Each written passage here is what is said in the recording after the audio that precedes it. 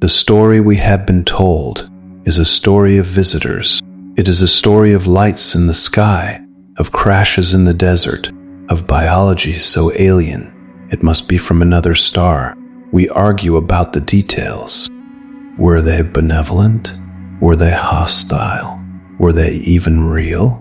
That argument, that entire noisy, chaotic public debate, is the safest possible conversation we could ever have.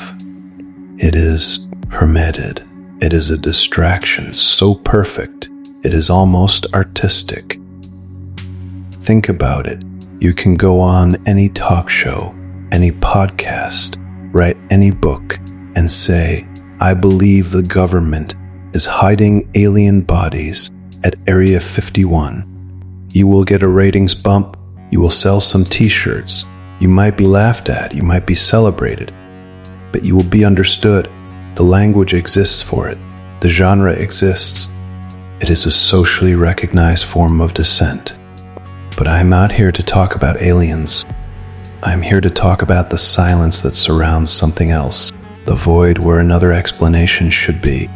An explanation so socially corrosive, so psychologically unmanageable, that our entire culture has been unconsciously engineered to prevent you from even considering it. It is not hidden in a vault. It is hidden in the open, camouflaged by a more palatable, more thrilling lie. Consider the sheer, obsessive focus on the biological, the bodies, the obsession with the visitors. It frames the phenomenon as an external event, something that happened to us. It preserves our central sacred myth that human progress is a linear, self-determined march. We invented the wheel, the printing press, the steam engine, the transistor. Our story is one of genius and grit. Even if aliens gave us a nudge, it is still a story about us. But what if the secret of Groom Lake is not about what came here? What if it is about what we found? And what if what we found was not a ship, but a manual? Not a technology from 100 years ahead of us, but from 10,000. A technology that is not a new gadget, but a new physics, a fundamental rewriting of what is possible. Not a better engine. An engine that requires no fuel, not a faster computer, a computer that operates a consciousness, not a new weapon. A device that can rewrite reality at the quantum level, making the concept of a weapon, or a tool, or an economy completely meaningless. Public craves the alien because the alien is safe. It is a boundary. It implies a limit. They have it. We do not. We reverse engineer it. The story continues. Our social order, scarcity, competition, hierarchy remains intact. But there is another possibility, one that whispers from the edges of every credible testimony, one that the fixation on little green men has successfully drowned out for 70 years. The possibility that we did not just recover a craft, we recovered a key, and that key does not just open a door. It opens a realization that would burn our civilization to the ground if it ever became public truth. Let us look at the patterns, not the pop culture. First, the testimonies, not from ufologists, but from those on the edges of the secret. Engineers, procurement officers, air traffic controllers, the anonymous ones. When they hint at the technology, they do not describe intricate alien hieroglyphics or biological wonders. They describe a function so advanced it seems like magic. It rendered our sensor systems useless. It appeared to manipulate gravity. It seemed to be aware of the observers. The consistent thread is not the origin, but the capability. A capability that obviates every foundational system we have. Second, historical repetition. Look at every major leak or disclosure. They are always steered back toward the biological. Roswell bodies, the autopsy film, the recent obsession with non-human biologics. The public's hunger is fed the specific nutrient, the idea of the alien being. The moment the conversation shifts to the specific, replicable principles of the technology, it is derailed, ridiculed, or buried under a new wave of biological speculation. This is not an accident. It is a containment protocol. Third, the behavioral anatomy of the black world. The budget is one thing. The secrecy is another. We understand secrecy for weapons. A new stealth bomber is kept secret until it is unveiled. But this secrecy is different. It is perpetual, absolute, and enforced with a religious fervor that goes far beyond national security. Whistleblowers on weapons programs are prosecuted. Whistleblowers on this are silenced, discredited, and often met with a fate that discourages others. The penalty escalates, not based on the threat to the nation, but on the threat to a paradigm. Why this extreme, multi-generational lockdown for a simple aerospace advancement? It does not add up. Unless the advancement is not simple, unless it is not an advancement at all, but a revelation. Observe the language used by insiders who have gotten close. Bob Lazar did not talk about meeting aliens. He talked about a reactor that created its own gravitational field. He talked about element 115. He framed it as engineering. And what was the result? He was not celebrated as a bold truth teller. He was subjected to a character annihilation so complete, so humiliating, that his name became a punchline. The message was clear. You can talk about aliens. Do not talk about the physics. The obsessive secrecy, the pattern disclosures, the ruin of those who point at the machinery instead of the pilot. It all points to a single functional truth. The project at Groom Lake and its sister sites is not about studying them. It is about containing an idea with the explosive yield of a psychological nuclear bomb. If this pattern is starting to make a terrible kind of sense to you, if you feel that unsettling click in your mind, then do me a favor. Hit the like button. It is a small signal, but in an algorithm designed to promote comfort, it matters. Comment below if you have ever felt that the alien narrative was too convenient, and subscribe. Because the ideas we need to discuss next are the ones that have a habit of disappearing from public view, not because they are false, but because they are too shrewd to be allowed to breathe. Now, let us go deeper. Here is the core of it. The conspiracy is not hidden. It is socially unthinkable. Area 51 exists to custody a technology that cannot be introduced into human society without causing its immediate and total collapse. Not a physical collapse, a conceptual one. Think of human civilization as a pyramid. At the base is our shared agreement on scarcity. Energy is scarce. Resources are scarce. Time is scarce. Our entire economic system, our politics, our ambition, our very sense of self is built upon this foundation of a lack. We compete because there is not enough. We hoard because there is not enough. We define our lives by the struggle to acquire what is not enough. Now, imagine a technology that fundamentally, irrevocably shatters the principle of scarcity at its most basic level.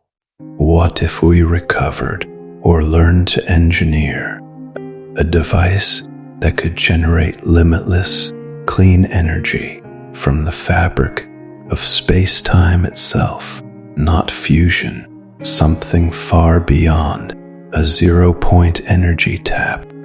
The end of oil, coal, gas, solar panels, wind farms, the end of the energy market, the end of geopolitics built on energy reserves. Overnight, the foundational pillar of the global economy vanishes. But it goes further. What if this technology reveals that consciousness is not a byproduct of the brain, but a fundamental field, like gravity, that can be interacted with? Consciousness receiver or amplifier, the end of the pharmaceutical industry as we know it, the end of the paradigm of mental health as a chemical imbalance, the end of the illusion of isolated, sovereign self. What if it includes means of material synthesis, not 3D printing, but literal transmutation of elements or generation of matter from energy templates, the end of mining, of manufacturing, of resource-based scarcity in its entirety? Who benefits from keeping this hidden? Not a shadowy cabal of evil men in a room. That is a comforting simplification. The who is the entire existing structure of human meaning. The global economic order, the nation-state system, the concept of wealth, the social hierarchies based on the control of scarce resources. To introduce this technology is not to change a policy. It is to unmake the world. It would be an event more destabilizing than 1,000 nuclear wars, because it is a war on reality as we've agreed to live it. This is why it is never discussed directly, not because it is a secret, but because the language to discuss it does not exist in public discourse. Try to have a serious conversation about a post-scarcity society based on recovered alien tech. You will be met not with counter-arguments, but with a wall of social and psychological antibodies. Ridicule, isolation, the immediate categorization as a utopian or a lunatic. Our morality, which is built on the ethics of navigating scarcity, thou shalt not steal, work hard, earn a living, has no framework for this. It becomes emotionally inaccessible. It feels wrong. It feels like cheating on the test of existence itself. The alien narrative is the perfect firewall. It promotes an explanation, biological visitors, that is astonishing but ultimately containable. It keeps the phenomenon external, and more importantly, it keeps the solution external. It implies we are still waiting for the gift, the contact, the salvation from outside. It preserves the scarcity pyramid. We are still the primitive tribe, waiting for the cargo plane.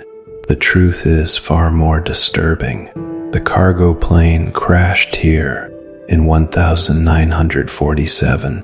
We opened it. We found the gift, and we have spent every day since then desperately, frantically building a world where we can pretend we never found it, because to admit we have it and are choosing not to use it would make every politician, every banker, every CEO, every system of authority, and every struggle of every human being on this planet look like a grotesque pointless charade. We are not prisoners of the lack of technology. We are prisoners of its abundance. If this is true, it reframes everything. It means that the vast grinding suffering of poverty, the wars fought over oil and minerals, the anxiety of making ends meet, the destruction of our planet for fuel, these are not tragic flaws in an otherwise sound system. They are the necessary outputs of the system we maintain to avoid facing a greater terror. The terror of freedom from the system itself. The suffering is not a bug.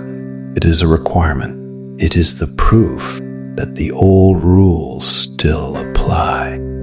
It is the blood sacrifice we offer to the god of scarcity to keep the new god from awakening. It means your identity as a worker, a consumer, a taxpayer, a citizen of a nation is a fiction maintained for stability. It is a role you play in grand, tragic theater designed to keep you too busy, too tired, too focused on the struggle within the game to ever question the rules of the game. It implies there is no they in the classic conspiracy sense. There is only us, locked in collective, unconscious pact of denial. The people in the know are not evil overlords. The world's most terrified custodians, sitting in a vault in the desert, guarding a box labeled, "Do not open, contains world." Their directive is not malevolence, but palliative care, to manage the slow, painful decline of a species that cannot handle its own salvation. Free will becomes a cruel joke.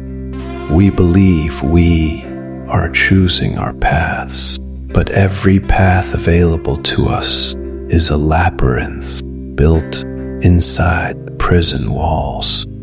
The real choice, the one that could shatter the walls, has been removed from the board, not by force, but by a consensus so deep we mistake it for reality. So, we return to the silence of the desert, to Groom Lake. It is not a tomb for alien bodies. It is a quarantine ward for a thought. The most dangerous thought in human history, that the universe is not a place of lack, but of infinite generosity, that we were never meant to struggle in the dark. That the key to the prison cell has been in our pocket for generations. Every time you hear a news story about a UFO sighting, a new congressional hearing on UAPs, a new blurry video, understand what you are witnessing. You are not witnessing a slow disclosure. You are witnessing a controlled burn of curiosity. They are feeding the public exactly the kind of mystery it can handle. A mystery with boundaries, with limits, with the comforting implication that we are still small and the universe is still big and strange. But the real mystery is here, on Earth. It is the mystery of species that, upon finding a doorway to paradise, immediately bricked it up, painted a mural of demons on it, and spent 3 generations telling campfire stories about the demons, just to make sure no one ever tried to open the door again. Area 51 is not hiding the truth from us. It is hiding us from the truth. And the most terrifying part is that it is working. If this made you question reality, you are not alone. Like this video and continue the investigation with the one on your screen. Subscribe to Unmasked Truth and uncover what they do not want you to see.